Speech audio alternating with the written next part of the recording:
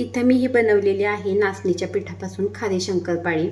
मुलांना छोट्या डब्यामध्ये देण्यासाठी किंवा इतर वेळेस काही खायचं असेल तर त्यावेळेस असं देण्यासाठी ही नाचणीची शंकरपाळी खूप छान आहे.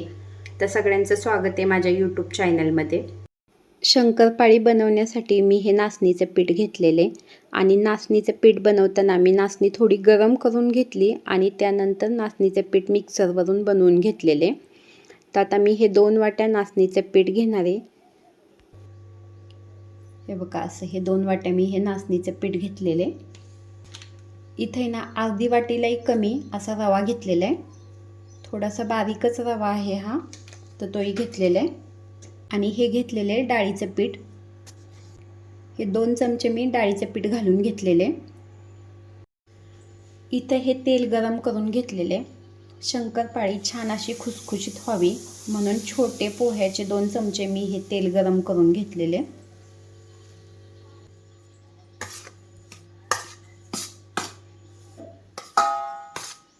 आता इथे ना ह्या पिठाला मी हे सगळं तेल असं छान लावून घेणार आहे. सगळ्यांनाच माहिती आहे की नाचणी किती पौष्टिक असते. त्यामुळे ना मुलांना छोट्या डब्यात देण्यासाठी अशा शंकरपाळ्या बनवून ठेवल्या म्हणजे पटकन देता येतात गडबडीच्या वेळेस किंवा इतर वेळेस जेव्हा मुलं खायला मागतात ना त्यावेळेसही अशा शंकरपाळ्या देता येतात. तर हे बघा, हे तेल मी छान असं ह्या नाचणीच्या पिठाला लावून घेतलेले. आता ही घेतलेली आहे मी धने जिऱ्याची पावडर. 1 चमचाभर मी ही धने जिऱ्याची पावडर टाकून घेतलेली आहे. अर्धा चमचा ही हळद घातलेली आहे. आवश्यकतेनुसार हे मीठ घालून घेतलेले. घरी बनवलेले हे लाल तिखट टाकलेले.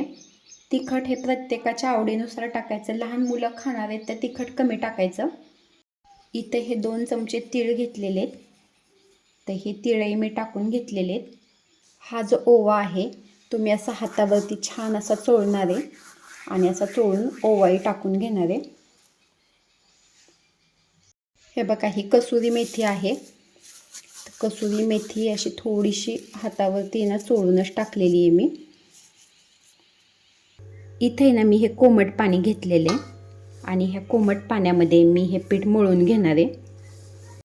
नाचणी मी मिक्सरवरती बारीक करून घेतलेली आहे, त्याच्यामुळं नाचणीचं पीठ थोडं जाडच येतं. गव्हाच्या पिठासारखं येत नाही. गव्हाचं पीठ एकदम बारीक असतं, तसं नाचणीचं पीठ येत नाही. त्याच्यामुळं कोमट पाणी करून घेतलेले आणि ह्या कोमट पाण्यामध्येच मी हे पीठ छान असं मळून घेणार आहे. इथे ना थोडं थोडं पाणी घालून हे नाचणीचं पीठ असं मी मळून घेतलेले. थोडंसं हे तेल लावून घेते पिठाला.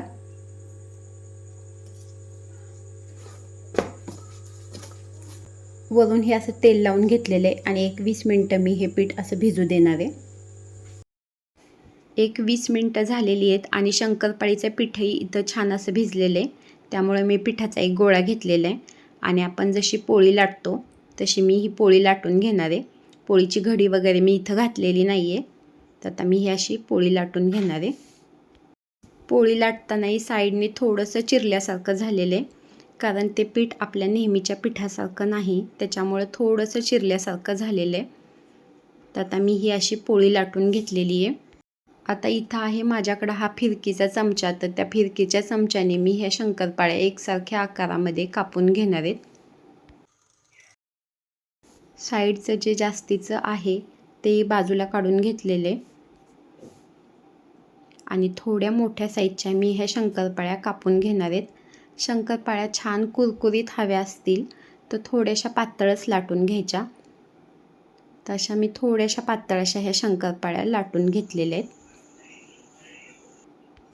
शंकरपाळी तळण्यासाठी इथं आता कढईमध्ये तेल तापायला ठेवलं होतं, तर आता तेलही गरम झालेलं आहे. तर आता ह्या गरम तेलामध्ये मी हे शंकरपाळी टाकून घेतलेली आहे.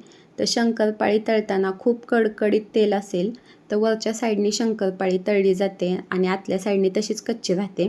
त्यामुळे शंकरपाळी तळताना मध्यम म्हणजे छोट्या गॅसवरतीच शंकरपाळी तळायची, म्हणजे शंकरपाळी छान तळली जाते आणि छान कुरकुरीत होते.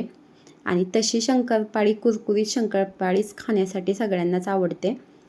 त्यामुळं मी छोट्या गॅसवरती ही शंकरपाळी अशी तळून घेतलेली आहे. अशाच पद्धतीने मी बाकीच्याही सगळ्या शंकरपाळ्या अशाच तळून घेणार आहे.